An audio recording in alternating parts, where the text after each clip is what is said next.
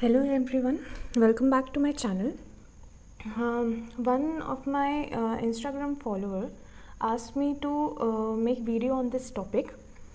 So he is actually a student, a class 10th student of CBSE board. That's why ये topic carbon and its compound उसने बोला था बनाने को. तो thank you Shri Montu. Now we will discuss this topic. So our first topic is basically bonding in carbon atom according to the science book of CBSE. Okay तो यहाँ पे हम यहाँ पे पहले बेसिकली स्टार्ट करेंगे. ये जो कार्बन है, दिस इज़ पीरियोडिक टेबल में कार्बन जो है वो इस फॉर्म में आता है, ठीक है, जिसमें इसका एटॉमिक नंबर है वो है 6 और मास नंबर जो है वो है 12. ओके,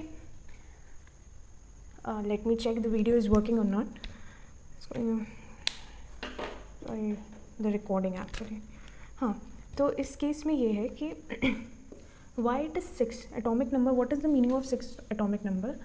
तो इसके जो एटम है उसमें बेसिकली ये 6 नंबर क्या शो करता है कि इसके न्यूक्लियस में मतलब इसके आउटर शेल में 6 इलेक्ट्रॉन्स हैं और इसके न्यूक्लियस में जो प्रोटॉन प्रेजेंट है उसमें न्यूक्लियस में जो प्रोटॉन्स प्रेजेंट है उसका नंबर क्या है 6, ठीक है. जब इसको हम ट्वाइस कर देते हैं तो इसका जो मास नंबर होता है वो निकल के आ जाता है, ठीक है, जिसे हम क्या कहते हैं, basically this is the mass number which is twice of the atomic number. Okay, और ये जो हमारा कार्बन है दिस इज द सिंबल और we can say its name, ठीक है. तो यहाँ पे हमारा क्या हो गया, एटॉमिक नंबर इन महाशय का क्या है वो है 6 और मास नंबर जो है, सॉरी, मास नंबर जो है इनका वो है 12, ठीक. अब यहाँ पे हमारा पहला टॉपिक आता है आपकी बुक के हिसाब से, that is the bonding in the carbon, ठीक है. आपने अपने पिछले चैप्टर में पढ़ा होगा that is ionic bonding. Ionic bonding जो है उसमें क्या होता है, आयंस का आदान प्रदान, that is the exchange of electrons, the positive and the negative, the cations and anions. तो उसके बेसिस पे जो बॉन्ड फॉर्म होता है दो इलेक्ट्रॉन्स के शेयरिंग में जो कि पॉजिटिव और नेगेटिव है, उस पर्टिकुलर बॉन्ड को हम आयनिक बॉन्ड कहते हैं. पर आप जब कार्बन के केस में देखेंगे तो यहाँ पे आपको कोवलेंट बॉन्डिंग मिलेगी, ठीक है. आयनिक बॉन्डिंग जैसे कि आपको पता है कि इसमें इलेक्ट्रॉन्स की शेयरिंग होगी, सेम इसमें भी इलेक्ट्रॉन की शेयरिंग होगी, पर आयनिक बॉन्डिंग में क्या होता है कि इसमें कैटायंस और anions, that is the negative and the positive charge जो होते हैं वो तुम्हारे एक्सचेंज होंगे. वेराज इन दिस केस यहाँ पे कोवलेंट बॉन्डिंग होती है, वो फॉर्म होती है. आयनिक बॉन्डिंग में क्या होता है कि ये गुड कंडक्टर ऑफ इलेक्ट्रिसिटी होते हैं, ठीक है. वेराज अगर मैं कार्बन के केस में किसी दूसरे एटम के साथ मॉलिक्यूल फॉर्म करवाऊँ तो यहाँ पे जो कंडक्शन होगा इलेक्ट्रिसिटी का इस केस में वो बहुत ही नेग्लिजिबल कह सकते हैं, होगा ही नहीं, ठीक है. तो ये सारी जो बातें हैं वो ये इसलिए हैं क्योंकि इसको हम एक्सप्लेन अभी करेंगे, ठीक है. तो यहाँ पे एक और चीज़ मैं बताना भूल गई थी, जो यहाँ पे एटॉमिक मास है इसकी जो बेसिकली यूनिट है वो दैट इज़ AMU. AMU क्या है, तुम्हारा एटॉमिक मास यूनिट, ठीक है. तो ये जो आपका 12 नंबर मतलब इसको ट्वाइस जो करके आया मास नंबर है, उसको बेसिकली इसकी यूनिट क्या होती है, AMU, that is the atomic mass unit, ठीक है. अब यहाँ पे आती है बॉन्डिंग की बात. यहाँ पे हम बात कर रहे हैं कोवलेंट बॉन्डिंग की. जैसे ही कार्बन की बात है हम यहाँ पे बात करेंगे that is covalent bonding. Covalent bonding को हम एक और नाम से जानते हैं जिसको हम कहते हैं मॉलिकुलर बॉन्डिंग, ठीक है. आपको जिसके नोट्स भी चाहिए होंगे तो मैं इसका PDF फॉर्म में आपको सेंड कर दूँगी, ठीक है. तो यहाँ पे मॉलिकुलर बॉन्डिंग दी गई है. तो मॉलिकुलर बॉन्ड्स एक्चुअली क्या होते हैं, इट इज़ नथिंग, मतलब दोनों सेम ही है. It is basically a chemical bond that involves the sharing of electron pairs between the atoms, ठीक है. तो यहाँ पे क्या है, ये एक तरह का केमिकल बॉन्ड होता है जिसमें इलेक्ट्रॉन्स की शेयरिंग होती है between the two atoms. Suppose ये A एटम है और ये B एटम है और इसका ये एक इलेक्ट्रॉन है और इसका एक ही इलेक्ट्रॉन है, ठीक है. तो ये दो इलेक्ट्रॉन्स जो हैं ये आपस में कंबाइन कर जाएंगे, या फिर केमिस्ट्री की लैंग्वेज में बोलेंगे कि एक दूसरे से ये शेयर करेंगे अपने इलेक्ट्रॉन्स, ठीक है. इस शेयरिंग के बाद यहाँ पे क्या बनता है, बॉन्ड, ठीक. आयंस के केस में इट इज़ आयनिक बॉन्ड और कार्बन के केस में क्या होगा, दिस इज़ कोवलेंट बॉन्ड, ठीक है. ऐसा कहा जाता है कि जो कार्बन की बेसिकली जो कोवलेंट बॉन्डिंग होती है वो इट इज़ क्वाइट स्ट्रॉन्ग, ठीक है. पर इसके जो इंटर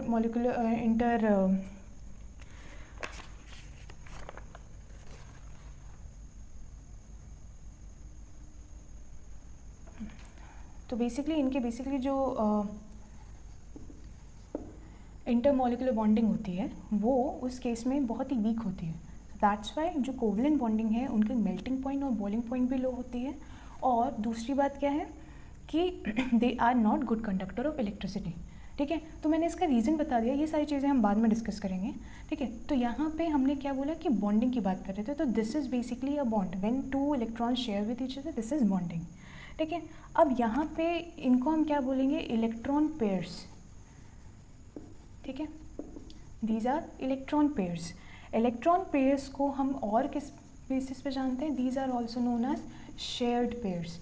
ये सारे पॉइंट्स जो हैं ये आप नोट करते जाइए, नॉलेज के लिए बेसिकली सही है और आपके एग्जाम के लिए भी। और दूसरे और भी इसको किस फॉर्म में कहते हैं, दैट इज़ बॉन्डिंग पेयर्स। ठीक है, तो आपको मैंने फर्स्ट टाइम आपको क्या समझाया पहली बार में कि कार्बन जो है उसका सिंबल क्या है, जो कार्बन है उसका सिंबल क्या है, दैट इज सी। इसका एटॉमिक नंबर क्या होता है, 6। और इसके आउटर मोस्ट इलेक्ट्रॉन में बेसिकली कितने होंगे, नंबर ऑफ इलेक्ट्रॉन 6 होते हैं। और इसके जो न्यूक्लियस होता है उसमें नंबर ऑफ प्रोटॉन्स कितने होते हैं, 6। ठीक है, ये सब हम क्यों बता रहे हैं, क्योंकि आगे जब हम इनका मॉलिक्यूल फॉर्मेशन करेंगे या फिर हम कार्बन के मेन नेचर के बारे में जानेंगे तो ये सारी चीज़ें इंपॉर्टेंट होती हैं। अगर हम एटॉमिक नंबर को ट्वाइस कर दें तो हमें इसका मास नंबर मिल जाएगा, दैट इज़ ये बेसिकली क्या है, 12 है। ठीक है, इसकी जो यूनिट होती है वो AMU होती है, जिसको हम एटॉमिक मास यूनिट कहते हैं। ठीक है, बॉन्डिंग इन कार्बन के केसेस में देखेंगे तो यहाँ पे हम कोवलेंट बॉन्डिंग, या इसको और दूसरे लैंग्वेज में क्या कहते हैं, मॉलिक्यूलर बॉन्डिंग, लैंग्वेज में नहीं दूसरे टर्म में मॉलिक्यूलर बॉन्डिंग। तो यहाँ पे आपकी ये जो दो कार्बन, दो एटम्स के बीच में जो शेयरिंग होती है, इलेक्ट्रॉन्स की शेयरिंग होती है, वो बॉन्ड फॉर्मेशन करते हैं, दिस इज़ अ बॉन्ड। ठीक है, ना these electron pairs, or we can say shared pairs of bonding pairs, and the stable balance of the attractive repulsive forces between them when they share the electron known as covalent bonding। यहाँ पे अब एक चीज़ बात आई है कि covalent bonding, यहाँ पे हमें ये तो पता चल गया कि ये कोवलेंट बॉन्ड बना रहे हैं, but what is covalent bonding. ठीक है, तो यहाँ पे क्या होता है कि इन दो इलेक्ट्रॉन्स के बीच में अट्रैक्शन होगा और रिपल्शन होगा। इसी अट्रैक्शन और रिपल्शन के बेसिस पे हम क्या टर्मिनोलॉजी डिफाइन करेंगे, दैट इज़ कोवलेंट बॉन्डिंग। ठीक है, तो क्वेश्चन यहाँ पे ये अराइज होता है कि यहाँ पे ये इलेक्ट्रॉन आपस में शेयर करेंगे तो इसके अंदर की इनकी क्या केमिस्ट्री होगी। तो केमिस्ट्री कुछ नहीं है, इसमें यही होता है कि जो अट्रैक्शन और रिपल्शन होता है दो इलेक्ट्रॉन्स के बीच में वाइल शेयरिंग, इसको हम क्या कहेंगे, that is the covalent bond. तो इससे जो बॉन्ड बनता है that is known as covalent bonding. ठीक है, तो यहाँ पे हम कुछ इसके बेसिक आइडेंटिटीज देखते हैं, इसके कैरेक्टरिस्टिक्स देखते हैं कि कोवलेंट बॉन्डिंग में क्या क्या चीज़ें होती हैं। तो जहाँ पे कोवलेंट बॉन्ड बनता है, ठीक है, वहाँ पे मेल्टिंग पॉइंट और बॉइलिंग पॉइंट लो होता है। ठीक है, इनकी they are basically not good conductor of electricity.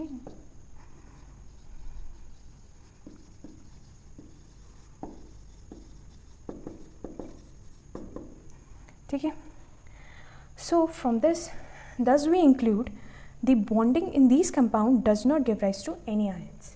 ठीक है, तो यहाँ पे आपको कोई आयन तो दिख नहीं रहा है, आयन फॉर्मेशन नहीं हो रहा है, ना ही कैटायन ना एनायन। ठीक है, इट्स सिंपल डिफरेंट टर्म, इन दोनों के बीच में यही डिफरेंस है।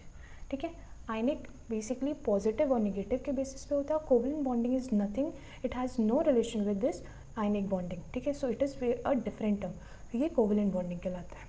ठीक, अब यहाँ पे बात आती है, हमारा दूसरा टॉपिक है, दैट इज़ इसके केस में जो पॉइंट्स हैं, की पॉइंट्स हैं, reactivity. Let me check recording हो रही है कि नहीं। हाँ, तो यहाँ पे हम रिएक्टिविटी की बात करेंगे। So based on the tendency to attain a completely filled outer shell, that is attain a noble gas configuration, हम इसकी रिएक्टिविटी के बारे में बात करेंगे। तो आपको जैसे कि पता है कि इससे पहले भी कई सारी थ्योरीज थी, जिसमें से ऑक्टेट रूल हम मानते हैं। ऑक्टेट रूल जो है आप जानते होंगे, ये कुछ नहीं है, अगर आउटरमोस्ट शेल में, आपके एटम के आउटरमोस्ट शेल में अगर 8 इलेक्ट्रॉन हैं, ठीक है, इन केस ऑफ हीलियम एक तो तुम्हारी ऑक्टेट स्टेट होती है और एक आपकी ड्यूप्लेट स्टेट होती है। ठीक है, तो अगर आप के शेल की बात करेंगे तो यहाँ पे हमें सिर्फ 2 इलेक्ट्रॉन्स चाहिए, और अगर आप एल शेल या उसके सब्सिक्वेंट जो भी है शेल्स की बात करेंगे तो वहाँ पे हमें 8 इलेक्ट्रॉन 18, 36, 32 हाँ इलेक्ट्रॉन्स की ज़रूरत पड़ेगी। ठीक है। तो ये जो के शेल है जो हमारी सेकंड है वो ऑक्टेट रूल को फॉलो करती है, और जो हमारी एल शेल जो है वो ऑक्टेट रूल को फॉलो करती है, और जो के शेल होती है जो कि हमारी पहली शेल होती है वो ड्यूप्लेट स्टेट को फॉलो करती है। ठीक है, तो दोनों में सिमिलरिटी क्या है कि दोनों ये स्टेबल कॉन्फ़िगरेशन डिपिक्ट करेंगे। ठीक है, तो यहाँ पे रिएक्टिविटी की अगर हम बात करें तो basically reactivity depends upon the how it attains its noble gas configuration. ठीक है, तो in the case of ionic compound it basically achieved by gaining or losing the electrons. ठीक है, या तो ionic bonding में क्या होता है, जैसे कि आपको पता है कि अगर आप इलेक्ट्रॉन लूज़ करेंगे या गेन करेंगे तो उसके बेसिस पे आपका ऑक्टेट रूल या जो नोबल गैस कन्फिगरेशन है वो डिसाइड होता है। अब कोवलेंट बॉन्डिंग के केस में क्या होता है कि in the case of carbon compounds, क्योंकि अगर हम कोवलेंट बॉन्डिंग की बात कर रहे हैं तो वो सिर्फ कार्बन कंपाउंड्स में आएगी, और भी कई अदर टर्म्स हैं वो हायर क्लासेस में जाएंगे। तो कार्बन कंपाउंड्स के केस में कोवलेंट बॉन्डिंग में हम ये देखेंगे। तो कोवलेंट बॉन्डिंग के केस में क्या होता है कि या तो ये 4 इलेक्ट्रॉन्स लूज़ करेगा या तो 4 इलेक्ट्रॉन गेन करेगा। ठीक है, क्योंकि अगर हम कार्बन की इलेक्ट्रॉनिक कन्फिगरेशन स्टेट के बारे में बात करें तो हमें ये पता है कि कार्बन जो है उसका एटॉमिक नंबर होता है 6। ठीक, इलेक्ट्रॉनिक कन्फिगरेशन इनका हो जाएगा 2 4। तो पहली शेल में इनका ड्यूप्लेट स्टेट कंप्लीट हो गया है, और इनकी जो दूसरी शेल है that is L shell, it has only 4 electrons. So it basically needs 4 more electrons to complete its octet. ठीक है, तो यहाँ पे हम सीधे अब ऊपर वाले पे आते हैं। यहाँ पे हमने देखा है कि इन महाशय का जो नंबर ऑफ इलेक्ट्रॉन है वो है 6। ठीक है, यहाँ पे बेसिकली 2 कंडीशंस बनेगी। ठीक है, कि यहाँ पे हम 4 इलेक्ट्रॉन या तो गेन करेंगे या तो 4 इलेक्ट्रॉन हम यहाँ पे लूज़ करेंगे in order to attain its noble gas configuration. ठीक है, तो यहाँ पे कंडीशन बेसिकली 2 बनती हैं। अगर ये गेन करता है, ठीक है, अगर ये गेन करता है तो क्या होगा, माइनस एनायन।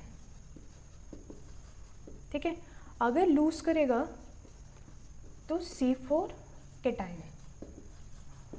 ठीक है, अगर गेन करता है तो इससे क्या होता है कि हमें पता है कि इसके नंबर ऑफ प्रोटॉन्स कितने हैं, 6। ठीक है, अगर हम इसमें 4 इलेक्ट्रॉन्स और जोड़ देते हैं तो 6 + 4 हो जाएगा, दैट इज़ 10। तो इसके न्यूक्लियस की इतनी कैपेसिटी नहीं होती है कि वो 10 इलेक्ट्रॉन्स को अफोर्ड कर सके, इसीलिए ये यहाँ पे 4 और इलेक्ट्रॉन्स को नहीं एक्सेप्ट कर सकता। ठीक है, अब यहाँ पे बात आती है कि अगर ये इलेक्ट्रॉन लूज़ करेगा, ठीक है, तो यहाँ पे प्लस चार्ज हो जाएगा। जब इलेक्ट्रॉन गेन होता है तो माइनस चार्ज होता है, जब इलेक्ट्रॉन लूज़ करता है तो पॉजिटिव चार्ज होता है। ठीक है, तो अगर ये लूज़ करता है तो यहाँ पे क्या होगा कि लॉस होने के लिए एक और कंडीशन यहाँ पे बनती है कि अगर हम किसी इलेक्ट्रॉन को उसके स्टेट से बाहर निकालते हैं, that is the outermost shell से निकालते हैं, तो it requires very large amount of energy. ठीक है, तो इतनी एनर्जी अगर आप प्रोवाइड करते हैं तो एट लास्ट यहाँ पे क्या होता है कि हमें पता है कि 6 प्रोटॉन प्रेजेंट है, इसमें से हमने 4 हटा दिए तो कितना बचा, 2। ठीक है, तो ये एक हाईली अनस्टेबल स्पीशी बन जाएगी। इसीलिए यहाँ पे गेन और लूज़ दोनों की बात करें तो यहाँ पे ये कंडीशन हमें देखने को मिलती है। ठीक है, so this is basically the reactivity. यहाँ पे जो रिएक्टिविटी होती है कार्बन की वो इस फॉर्म में। ठीक, अब हम इसमें दूसरे पार्ट जो है वो डिस्कस करेंगे। तो इन कंडीशन से हमें ये पता चलता है कि इस सिचुएशन को हमें कैसे ओवरकम करना है। ठीक है, तो ओवरकम हम इसको कैसे कर सकते हैं।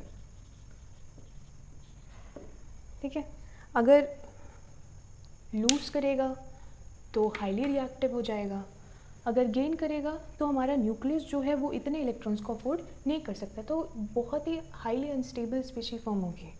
ठीक है, तो अगर इस केस को हमें ओवरकम करना है, क्योंकि कार्बन हमारा क्या है, इट हैज़, इसके एल शेल के बेसिस पे इसके पास 4 इलेक्ट्रॉन्स होते हैं in its outermost shell, इसीलिए कार्बन को हम टेट्रावैलेंट भी कहते हैं। क्या कहते हैं, tetravalent. Tetra means 4, valent means valency. ठीक है, तो इसकी वैलेंसी इसीलिए +4 कहा जाता है। ठीक है, तो यहाँ पे आपकी बनेगी टेट्रावैलेंट। अब यहाँ पे +4 इसलिए हम लेते हैं, अब हम देखेंगे। ठीक है, तो इस केस में carbon can overcome this issue by sharing with other atoms of carbon और with atoms of other elements. ठीक है, तो अगर हम एक एग्जाम्पल लें हाइड्रोजन का, ठीक है, हमें पता है इसके आउटरमोस्ट शेल में एक इलेक्ट्रॉन प्रेजेंट होता है, ठीक है। और अगर हम कार्बन का डॉट स्ट्रक्चर, यहाँ पे अब एक नया टर्म आएगा, दैट इज हाउ टू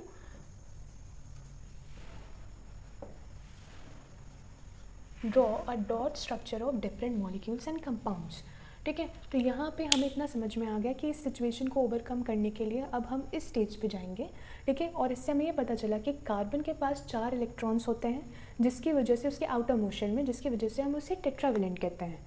अब यहाँ पे आते हैं डॉट स्ट्रक्चर पे, ठीक है।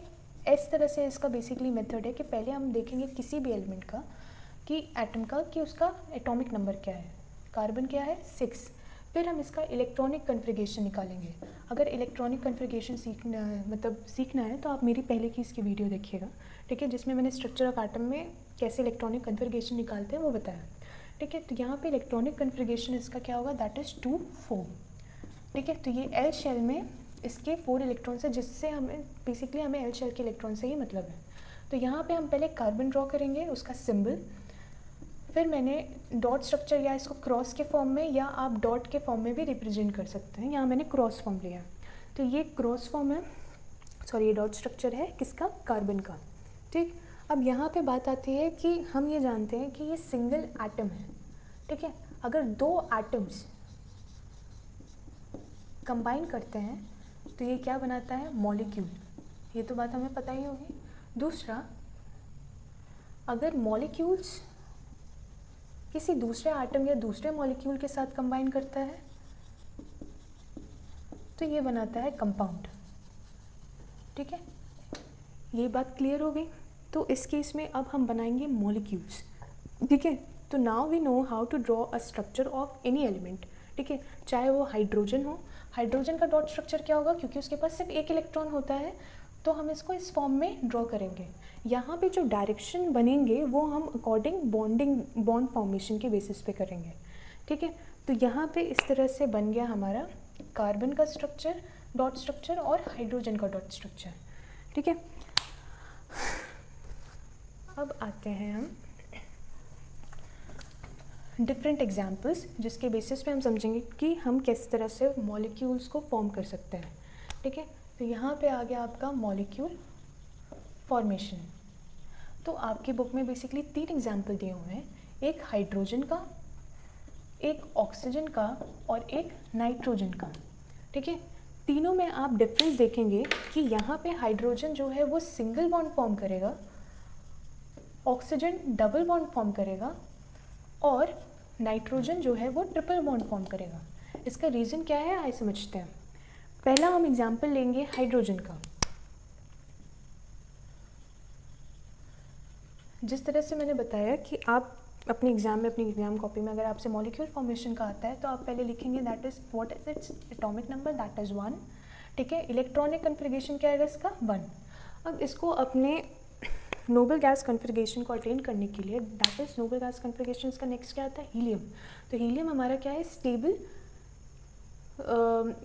एटम है, एलिमेंट है, ठीक है। तो सॉरी एलिमेंट मॉलिक्यूल है, H2 हाँ, एटम मॉलिक्यूल एटम है, ठीक है।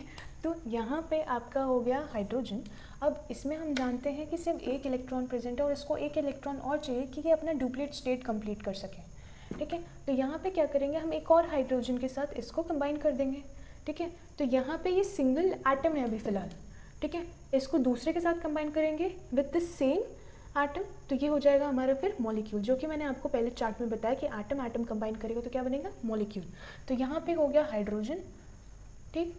मैंने बताया था कि यहाँ पे जो डॉट्स हैं वो हम बॉन्डिंग के अकॉर्डिंग रखेंगे। तो हाइड्रोजन हाइड्रोजन, इसका एक एटम, इसका एक एटम, दोनों कंबाइन करेंगे, ठीक है। तो यहाँ पे क्या बन जाएगा, बॉन्ड। और इसी बॉन्ड को हम क्या कहते हैं, कोवलेंट बॉन्ड, ठीक है। मैंने आपको इसका पहले रीज़न भी बताया था, दोबारा रिवाइज करवा देते हैं कि कोवलेंट बॉन्ड क्या होता है। क्योंकि यहाँ पे हम देखते हैं कि कोई इलेक्ट्रॉन या कोई आयन फॉर्मेशन नहीं हो रहा, ठीक है। तो they are poor conductor of electricity. तो यहाँ पे कोई आयन फॉर्मेशन नहीं हुआ, तो इसीलिए हम इसको क्या कहते हैं, कोवलेंट बॉन्डिंग। अगर ये प्लस माइनस चार्ज का मतलब इन लोगों के पास प्लस माइनस चार्ज होता तो ये हमारा बनाते हैं आयनिक बॉन्ड, ठीक है। क्योंकि ये दोनों प्लस प्लस हैं, ठीक है, तो ये होगा कोवलेंट बॉन्ड। सिमिलर चार्जेस हैं, ठीक है, सेम चार्जेस हैं। ठीक, और सेम एटम भी है। अब दूसरी बात आती है ऑक्सीजन की। अब ऑक्सीजन के केस में हम ये देखते हैं कि इसके पास डबल बॉन्ड है। रीज़न क्या है कि हमें पता है कि इसका एटॉमिक नंबर है 8 और इलेक्ट्रॉनिक कन्फिग्रेशन होगा 2,6, ठीक है, दैट इज़ एल शेप में। तो यहाँ पे हमें क्या पता चला कि इसके आउटर मोस्ट शेल को कितने इलेक्ट्रॉन्स की ज़रूरत है, 2 इलेक्ट्रॉन्स की ज़रूरत है कि नहीं, ठीक है। तो यहाँ पे क्या होगा कि जब 2 ऑक्सीजन एक दूसरे से कंबाइन करेंगे, हमें 6 इलेक्ट्रॉन्स बनाने हैं, तो हम इसमें बॉन्डिंग के हिसाब से इलेक्ट्रॉन्स रखेंगे 5, 2, 2, 4, 2, 6, ठीक। और इसके सामने हम दूसरा रखेंगे, ठीक। तो ये हमारा बॉन्ड फॉर्म कर लेगा, ये एक बॉन्ड हो गया, ये 2 बॉन्ड हो गया, that is O double bond, ठीक है, O double bond O. So because oxy has 6 electrons in L shell and it requires 2 more electron to complete its octet, so it forms double bond with the other oxy atom, ठीक है। दूसरे oxygen के साथ ये atom बनाता है, sorry bond formation करता है। तो इसका एक ये हो गया, इसका ये एक हो गया, इसका ये एक हो गया, इसका एक हो गया, दोनों को 2-2 इलेक्ट्रॉन्स की ज़रूरत है, इसीलिए इन्होंने डबल बॉन्ड फॉर्म किया। तो आई गेस इससे आइडिया लग गया होगा कि क्यों नाइट्रोजन अब ट्रिपल बॉन्ड फॉर्म करेगा, ठीक है। हमें पता है कि जो नाइट्रोजन है उसका एटॉमिक नंबर कितना होता है 7, उसका इलेक्ट्रॉनिक कन्फिग्रेशन क्या होगा 2,5। तो यहाँ पे आया एल शेल में 5 इलेक्ट्रॉन, दिस इज नाइट्रोजन, मैंने मॉलिक्यूल पहले लिख दिया, nitrogen atomic number 7, electronic configuration 2, 5, ठीक है। It basically needs 3 more electron to complete its octet. तो यहाँ पे हम नाइट्रोजन में अब क्या देखेंगे कि हमें यहाँ पे 5 इलेक्ट्रॉन्स किस तरह से अरेंज करने हैं कि इन दोनों को 3-3 इलेक्ट्रॉन मिल जाए, ठीक है। तो एक मैंने ऊपर रख दिया, एक नीचे, ऊपर एक नीचे, और सामने इनके सामने 3 इलेक्ट्रॉन्स रख दिए, ठीक। अब क्या होगा कि म्यूचुअल शेयरिंग होगी, जिसके बेसिस पे हम ये देखेंगे कि इसको भी 3 इलेक्ट्रॉन्स मिल रहे हैं और उसको भी 3 इलेक्ट्रॉन्स मिल रहे हैं। इसके साथ साथ इसमें आपको क्या मिल रहा है 3 bond, that is triple bond. तो I hope you understand why hydrogen forms a single bond, oxygen double bond and nitrogen triple bond, because it requires 3 more electrons to complete its octet, and in case of oxygen it requires 2 more electrons to complete its octet, and in case of hydrogen it requires only 1 more electron to complete its octet, ठीक है। So now we will discuss some more example. यहाँ पे तो हमने same atom के basis पे देखा, अब हम डिफरेंट एटम्स में लेंगे, जिसमें हम पहला एग्जाम्पल लेंगे मीथेन का, ठीक है। यहाँ पे कार्बन जो है इसका एटॉमिक नंबर कितना है, यहाँ पे हम डिफरेंट एटम्स के बेसिस पे मॉलिक्यूल फॉर्मेशन करेंगे। इसका है 6, इलेक्ट्रॉनिक कन्फिग्रेशन 2, 4, ठीक। अब यहाँ पे हाइड्रोजन का हम जानते हैं एटॉमिक नंबर कितना है 1 और इलेक्ट्रॉनिक कन्फिग्रेशन भी 1, ठीक है। इस केस में it basically needs 4 more electron to complete its octet, and in this case it needs only 1 electron to complete its octet. तो यहाँ पे अब हमें ये चीज़ एडजस्ट करनी है कि अगर हमें कार्बन और हाइड्रोजन को लेके कोई मॉलिक्यूल फॉर्म करना है तो हम कैसे फॉर्म करेंगे। कार्बन को कितने चाहिए 4, हाइड्रोजन को कितने चाहिए 1, ठीक है। तो ये ऑब्वियस है, लॉजिकल बात है कि अगर कार्बन 4 है और हाइड्रोजन 1 है तो यहाँ पे कार्बन क्योंकि टेट्रावेलेंट है, ठीक है, तो हम इसके सामने 4 हाइड्रोजन तो रख ही सकते हैं, जिससे इसकी भी ऑक्टेट स्टेट कंप्लीट हो जाए और हाइड्रोजन की भी हो जाए। तो यहाँ पे 4 इलेक्ट्रॉन्स 4 हाइड्रोजन का उद्धार हो गया, ठीक है। तो इनको इनकी स्टेबल स्टेट मिल गई, ठीक है। इसके बाद जो इसका सेकंड पार्ट होगा, ठीक है, क्योंकि आपका चैप्टर जो है वो 4 टॉपिक्स में डिवाइडेड है, तो इसको मैं बेसिकली 2 वीडियोस में कंप्लीट कर दूँगी। तो आज के लिए मैं एक टॉपिक ही लेती हूँ और बाकी की वीडियो में जो अगली वीडियो होगी उसमें मैं 3 टॉपिक्स आपके पूरे कम्प्लीटली डिस्कस कर दूँगी, ठीक है। तो यहाँ पे आपको इतना तो समझ में आ गया कि किस तरह से मॉलिक्यूल फॉर्मेशन हम करते हैं। अब हम ये समझेंगे कि कार्बन के और क्या फॉर्म्स है जिसके बेसिस पे हम इसका स्ट्रक्चर ड्रॉ करें, किन फॉर्मूलेस के बेसिस पे हम इसका फॉर्मूला फॉर्म करते हैं, ठीक है, इसका स्ट्रक्चर फॉर्म करते हैं, कई सारी चीज़ें नई चीज़ें आपको इसमें अब पता चलेगी, ठीक है। तो thank you for watching, I hope you enjoy it, ठीक है। In the next video I will going to discuss about the what is basically methane, ठीक है, how carbon forms its different structure, ठीक है, what are double bond and triple bond, how we form double bond and triple bond, and along with all the other topics which basically stated in your book. Okay, so thank you so much, and don't forget to subscribe my channel. Okay, thank you.